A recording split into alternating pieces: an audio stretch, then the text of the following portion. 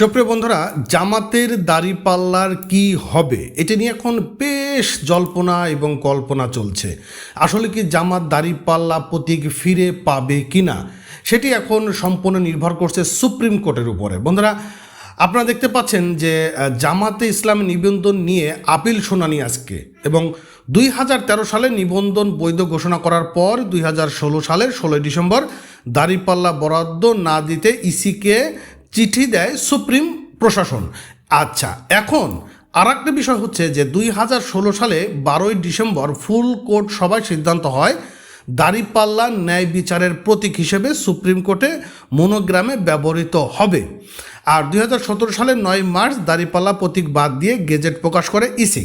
তো এখন এই জায়গাটাতেই আসলে মূলত পেঁয়াজ হয়ে দাঁড়িয়েছে, সেটা হচ্ছে দাড়িপাল্লা যেহেতু আপনার সুপ্রিম কোর্টের একটি মনোগ্রাম হিসেবে ব্যবহার করা হচ্ছে, তাহলে কি জামাত এই দাড়িপাল্লা প্রতীকটি পাবে কি না, কি বলছে মূলত এই জায়গাটাতে।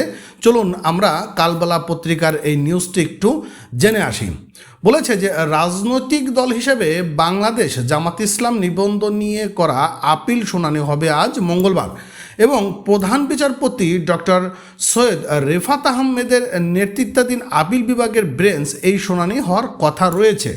আর জামাতের আইনজীবীরা আশা করছেন যে আপিল বিভাগ রায়ে দলটি নিবন্ধন ফিরে পেলে প্রতীক দাড়িপাল্লা ফিরে পাবে, এবং প্রতীক ফিরে পেতে একটি আবেদন করা হয়েছে। তবে সুপ্রিম কোর্টের ফুল কোর্ট সভার সিদ্ধান্ত অনুযায়ী দলীয় প্রতীক দাড়িপাল্লা বাতিল করার সেটা আর ফেরত পাবে কিনা তা নিয়ে জনমনে রয়েছে নানান প্রশ্ন। তবে আইন বিশেষজ্ঞরা বলছেন যে জামাতে ইসলামের প্রতীক বাতিল করা হয় সুপ্রিম কোর্টের ফুল কোর্ট সভার সিদ্ধান্ত অনুযায়ী।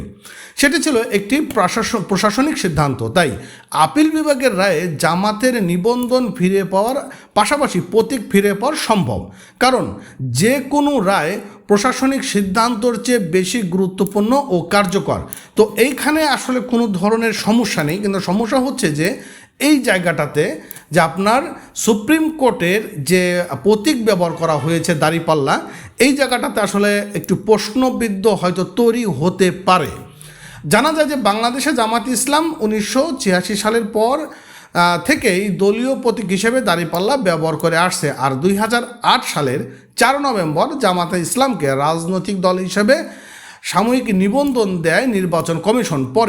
পরের বছর বাংলাদেশে তরিকত ফেডারেশন তৎকালীন সেক্রেটারি জেনারেল সৈয়দ রেজাউল হক চাঁদপুরি, জাকের পার্টির তৎকালীন মহাসচিব মুন্সি আব্দুল লতিফ, সম্মিলিত জামাতি জোটের প্রেসিডেন্ট মাওলানা জিয়াউল হাসান সহ 25 জন জামাতের ওই সামরিক নিবন্ধন দেওয়ার সিদ্ধান্তে বৈধতা চ্যালেঞ্জ করে হাইকোর্টে রিট করেন। আর ওই রিট আবেদনের চূড়ান্ত শুনানি করে 2013 সালে 1 আগস্ট জামাতকে দেওয়া নিবন্ধন সংখ্যাগরিষ্ঠ মতের ভিত্তিতে অবৈধ বলে রায় দেন হাইকোর্টের একটি বৃহত্তর লার্জার বেঞ্চ। ওই সমস্ত সংক্ষিপ্ত রায় আদালতে জামাতকে নিবন্ধন দেওয়া আইনগত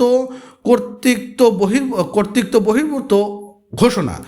আর একই সঙ্গে আদালত রায়ের ইসলামীকে সরাসরি আপিল করার অনুমোদন দেন। এই রায় স্থগিতের দেশ চেয়ে জামাতের করা আবেদন একই বছরে 5 আগস্ট খারিজ করে দেন আপিল বিভাগের চেম্বার বিচারপতি AHM শামসুদ্দিন চৌধুরী মানিক। পরে একই বছর 2 নভেম্বর পূর্ণাঙ্গ রায় প্রকাশিত হলে জামাতে ইসলাম নিয়মিত আপিল করতে থাকে।